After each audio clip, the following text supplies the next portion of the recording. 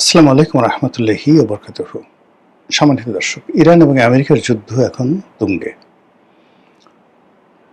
আপনারা জানেন যে পাকিস্তানের মধ্যস্থতায় সুইজারল্যান্ডে বসে ইরান এবং আমেরিকার মধ্যে একটি সমঝোতা স্মারক স্বাক্ষরিত হয়েছিল, MOU, যেটার প্রেক্ষিতে একটি চূড়ান্ত যুদ্ধবিরতি বা যুদ্ধের অবসান সেগুলো নিয়ে আলাপ আলোচনা হচ্ছিল। ঠিক সেই সময়টিতে অল অন এ সাডেন হঠাৎ করে আবার সেই যুদ্ধের দামামা বেজে উঠল। যখন এ ধরনের সমঝোতা চলছে এবং উভয় পক্ষ যেখানে আশাবাদী ছিল, আমেরিকা এবং ইরান, ঠিক সেই সময়টাতে হরমুজ প্রণালী নিয়ে নতুন করে আবার উত্তেজনা দেখা দেয়। ইরান শর্ত সাপেক্ষে সেই হরমুজ প্রণালী খুলে দিয়েছিল। তাদের শর্ত হলো এই, যেটা তারা MOU-তে উল্লেখ করেছিল। MOU-তে উল্লেখ করেছিল যে এই জায়গা থেকে যেতে হলে ইরানকে ট্যাক্স দিতে হবে এবং ইরানের যে কর্তৃপক্ষ, সেই কর্তৃপক্ষ থেকে যথাযথ অনুমতি নিতে হবে। দুটো অংশ, একটা ওমানের অংশ আর একটা ইরানের অংশ। ইরানের অংশে যে সকল জাহাজ চলাচল করবে তাদেরকে ইরানের অনুমতি নিতে হবে, আর ওমানের অংশে ওমানের অনুমতি নিতে হবে, এবং এইভাবেই সমঝোতার স্বাক্ষর হয়েছে। এর বাইরে আরেকটা শর্ত ছিল যে হুথিদের উপরে আক্রমণ চলছে এবং লেবাননে যে আক্রমণ চালাচ্ছে এবং সৈন্য সমাবেশ করেছে ইসরায়েল, তো সেখানে মূলত যে হিজবুল্লাহ, তো হিজবুল্লাহর সাথে সেই যুদ্ধে বহু হতাহত হয়েছে এবং আপনারা জানেন যে ইরান প্রথম দিন থেকে হিজবুল্লাহর প্রমোটর। তো এক্ষেত্রে শর্ত ছিল যে ইসরায়েলকে এই আক্রমণ বন্ধ করতে হবে, লেবাননের মাটি থেকে তাদের সৈন্য ফিরিয়ে আনতে হবে এবং যে সকল এলাকা তারা দখল করে নিয়েছে লেবাননের, সেগুলো ফেরত দিতে হবে। তো এগুলো নিয়ে টানাপোড়েন কথাবার্তা চলছিল এবং আপনারা জানেন যে ইতিমধ্যে এটা তৃতীয় দফা যুদ্ধ। এর আগে দ্বিতীয় দফা যুদ্ধ হয়েছে, প্রথম দফা যুদ্ধ হয়েছে, এবং উভয় যুদ্ধেই, প্রথম এবং দ্বিতীয় দফা যুদ্ধে, আমেরিকা এবং ইসরায়েল শোচনীয়ভাবে পরাজিত হয়েছে। অন্যদিকে ইরানের যথেষ্ট ক্ষয়ক্ষতি হয়েছে, কিন্তু তাদের যে আত্মমর্যাদা, তাদের যে সামরিক সক্ষমতা, এটি খোদ আমেরিকা এবং ইসরায়েলকে অবাক করে দিয়েছে। এবং আমেরিকা এবং ইসরায়েলের সৈন্যদের মধ্যে যে কি পরিমাণ প্যানিক, যেটি কল্পনা করতে পারবেন না। অনেক, মানে এটা সংখ্যা দিয়ে বলা যাবে না, হাজার হাজার ইসরায়েলি সৈন্য এবং আমেরিকান সৈন্য তারা মানসিক ভারসাম্য হারিয়ে ফেলছে এই দীর্ঘ যুদ্ধে। ভারসাম্য হারিয়ে ফেলছেন স্বয়ং ডোনাল্ড ট্রাম্প। তিনি, আপনি দেখবেন যে গত 2-3 মাস বা 4-5 মাস ধরে যে সকল কথাবার্তা বলছেন, এত হাস্যকর যে আমাদের দেশে কোনো, যাকে বলা হয়, আমাদের দেশে একজন লোক আছে ভাইরাল সিদ্দিক, মানে তিনি অনেক কথা বলেন। আমার কাছে মনে হয় যে ডোনাল্ড ট্রাম্প ইদানিং যে সকল কথাবার্তা বলছেন বা যে সকল কর্মকাণ্ড করছেন, সেটা ভাইরাল সিদ্দিকের যে কর্মকাণ্ড সেটাকে হারিয়ে গেছে। তো এখন সেই ডোনাল্ড ট্রাম্প, তিনি নিজেও কতটা ভীত সন্ত্রস্ত তার একটা উদাহরণ দেয়। তিনি তুরস্কে একটা বৈঠকে ছিলেন, তো সেখানে তিনি, তাকে বহন করার জন্য নতুন যে একটা এয়ারক্রাফট কাতারের আমির তাকে দিয়েছেন, অত্যন্ত বিলাসবহুল, এটাই তিনি চলছিলেন এবং তিনি খুব প্রশংসা করছিলেন যে এর চাইতে ভালো নিরাপদ এয়ারক্রাফট আর হতে পারে না।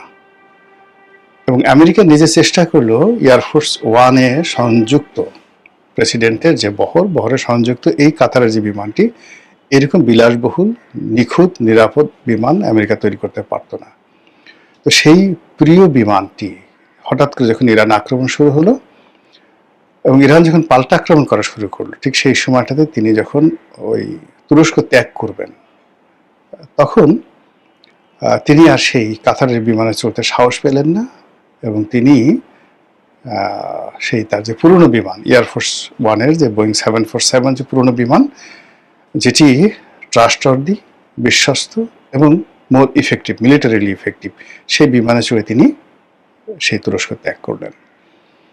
এরপরে যেটি হলো, তিনি 3 থেকে 4 বার বলছেন যে আমি ইরানের 1 নম্বর টার্গেট, ইরান আমাকে মেরে ফেলবে, ইরান আমাকে যে কোনো সময় মেরে ফেলবে, এবং আমাকে যদি মেরে ফেলে তাহলে আমি হুকুম দিয়ে রেখেছি আমাদের যত ক্ষেপণাস্ত্র আছে সেই ক্ষেপণাস্ত্র দিয়ে আমেরিকাকে, মানে তার সর্বশক্তি আমেরিকা নিয়োগ করে ইরানকে মাটির সঙ্গে মিশিয়ে দেওয়া হবে।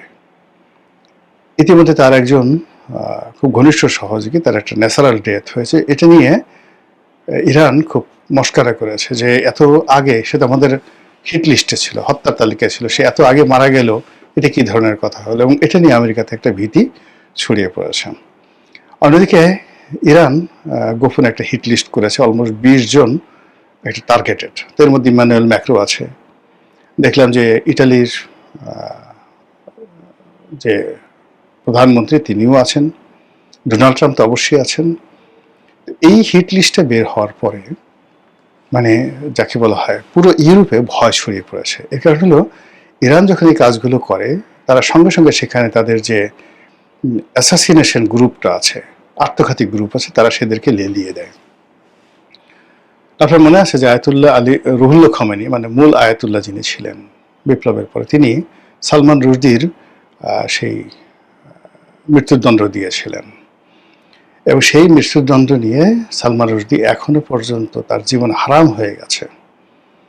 ইতিমধ্যে কয়েক দফা তার উপর আক্রমণ হয়েছে, একবার তো তার চোখে মানে আক্রমণ করে তার একটা পুরো চোখ নষ্ট করে দিয়েছে, এবং এখনো পর্যন্ত ব্রিটিশ গোয়েন্দা সংস্থা তাকে সার্বক্ষণিক, মানে তাকে নিরাপত্তা দিতে দিতে মানে ব্রিটিশ দেউলিয়া হওয়ার মতো অবস্থা।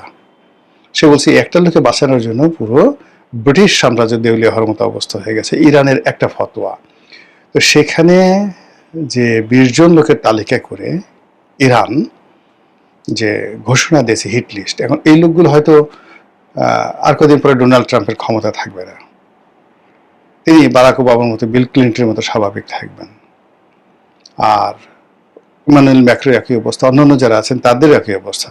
এখন ক্ষমতা আছেন, ক্ষমতা চলে যাওয়ার পর, কিন্তু ইরানের যে ফতোয়া, সেই ফতোয়া প্রেসিডেন্ট ডোনাল্ড ট্রাম্পকে নয়, ব্যক্তি ডোনাল্ড ট্রাম্পকে। That is the problem. তো এই ঘটনায় পুরো ইউরোপে এতটা আতঙ্ক ছড়িয়ে পড়েছে বিভিন্ন কারণে। ইরানের সেই জাগ্রস পর্বতমালাতে, দুর্ভেদ্য জাগ্রস পর্বতমালাতে তাদের একটা গ্রুপ ছিল, অ্যাসাসিনেশন গ্রুপ। তাকে সেই গ্রুপের তারা প্রায় 350 বছর 350 ইয়ার্স তারা পৃথিবী ডমিনেট করেছে। এই গ্রুপ বিভিন্ন রাজদরবারে তারা এই মৃত্যু পরোয়ানা পাঠাতো, এবং তাদেরকে ট্যাক্স না দিয়ে ওই সমসাময়িক দুনিয়াতে মানে কেউ বাঁচতে পারেনি, ইভেন গাজী সালাউদ্দিন সাহেবও না। এই গ্রুপটিকে ধ্বংস করেছিলেন হালাকু খান, মঙ্গল নেতা হালাকু খান এই প্রথম এই পাহাড় আক্রমণ করে এদেরকে ধ্বংস করেছিলেন। আর কেউ এর আগে 350 বছর ধরে, সে আব্বাসীয় জমানায় তাদের সৃষ্টি হয়েছিল, একদম হালাকু খান পর্যন্ত সেই 350 বছর তারা পৃথিবীকে জ্বালিয়েছে। ওই রক্ত ইরানের মধ্যে রয়ে গেছে, ফলে সেই রক্ত দিয়ে এই 20 জন মানুষকে টার্গেট করেছে। ফলে কি হলো, যারা ইরানের মৃত্যুদণ্ড পেয়েছে তাদের ঘুম হারাম হয়ে গেছে, কেন তারা জানে যে এই জাতিটি কি করে প্রতিশোধ নিতে হয় তা জানে, এবং এদের রন্ধ্রে রন্ধ্রে এই জিনিসগুলো রয়ে গেছে। ফলে তাদের যে আতঙ্ক, সেই আতঙ্ক ইতিমধ্যে আরো বেড়ে গেছে যে ইরানের যে রেভলিউশন, মানে ইরানের যে বিপ্লবী গার্ড, জিব্বার জড়তার কারণে ইংরেজিতে এই যে রেভলিউশন শব্দটি বা রেভলিউশনারি, এই শব্দটি আমি উচ্চারণ করতে পারছি না, এটা মানে একটা জড়তা, ইদানিং এটা হয়েছে, আগে ছিল না।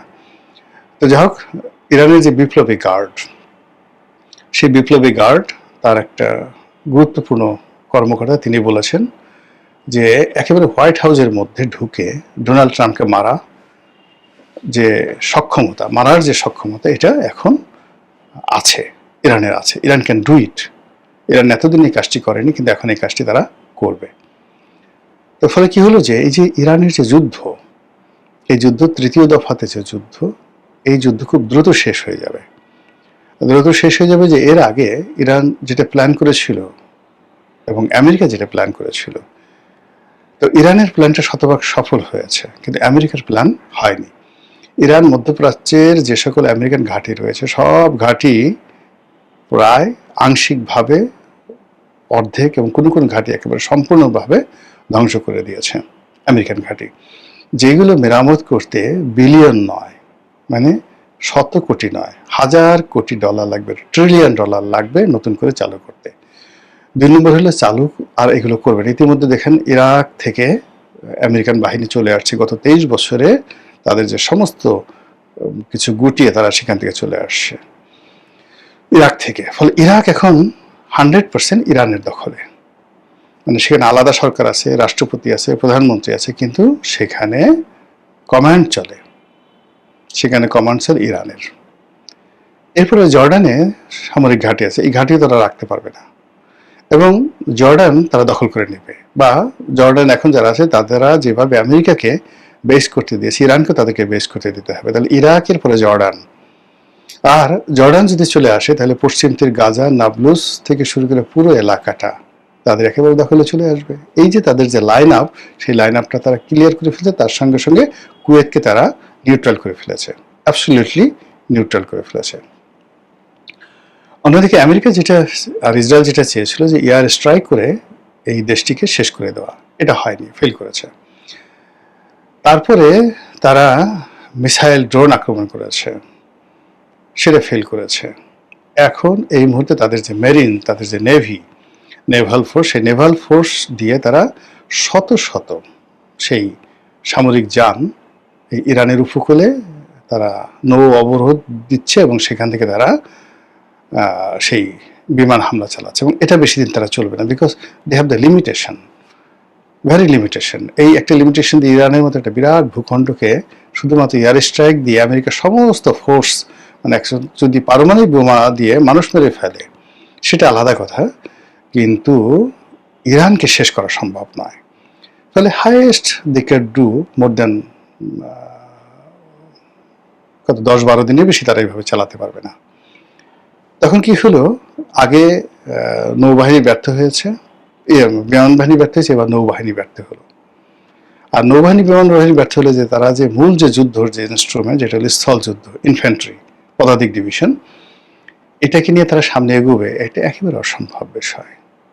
ফলে কি হলো, এই যে বিশ্ব অর্থনীতি, বিশ্ব রাজনীতি আবার ধপাস করে পড়তে যাচ্ছে। ইতিমধ্যে আপনারা দেখেছেন যে এই ইরান এবং আমেরিকার এই যুদ্ধে চীনের মতো শক্তিশালী অর্থনীতি প্রায় দেউলিয়ার পর্যায়ে চলে গেছে।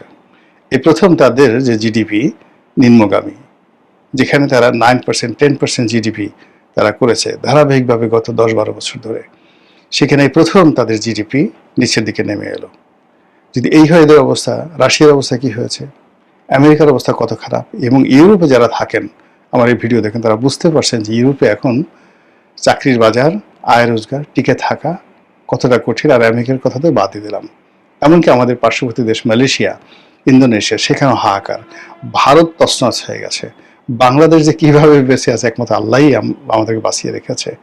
ফলে এই যে ইরানের এবং আমেরিকার যে যুদ্ধ, এটি তৃতীয় দফার যুদ্ধ। এই তৃতীয় দফার যুদ্ধ খুব দ্রুত শেষ হয়ে যাবে, কিন্তু এই তৃতীয় দফার যুদ্ধ নিয়ে আবার যে একটা তৃতীয় বিশ্বযুদ্ধ হবে, এই সম্ভাবনা ইরান উড়িয়ে দিয়েছে।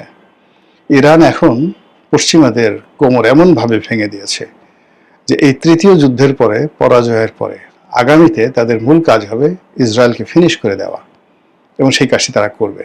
এবং তখন ইউরোপকে, সেই গাজী সালাউদ্দিন যেভাবে জেরুজালেম অধিকার করার পর সমস্ত ইউরোপের যে সম্মিলিত শক্তি বসে মূলা খেয়েছিল, এবং রাজা রিচার্ড থেকে শুরু করে অন্যান্য যে সমস্ত বিখ্যাত বিখ্যাত সম্রাট, তারা যেভাবে সালাউদ্দিন সাহেবের সাথে সন্ধি করে ওখান থেকে প্রাণ নিয়ে ফিরেছিল, একই অবস্থা মধ্যপ্রাচ্যে আবার নতুন করে ঘটতে যাচ্ছে বলে আমার কাছে মনে হচ্ছে। মহান আল্লাহ আমাদের সবাইকে হিদায়াত দান করুন।